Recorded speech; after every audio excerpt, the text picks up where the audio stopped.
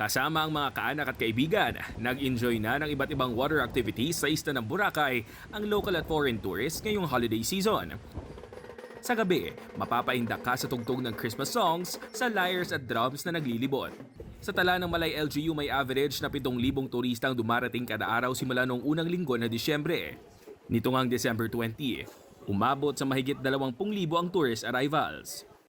Hindi na ang safety gid sa atong visitors. Dili kita gusto may matabo naman liwat to lang first quarter of the year. Ang target na po this year is 2.3 million.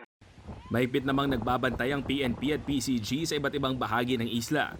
Sinisiguro rin na nililinis ng LGU ang dalampasigan, lalo na ang mga basura at kahoy. Isa na ang confidence ng mga bisita. Kagang ato nga is an order, no? Ang maintenance ato sa cleanliness ang isla. Ag-improve na ito ng mga services.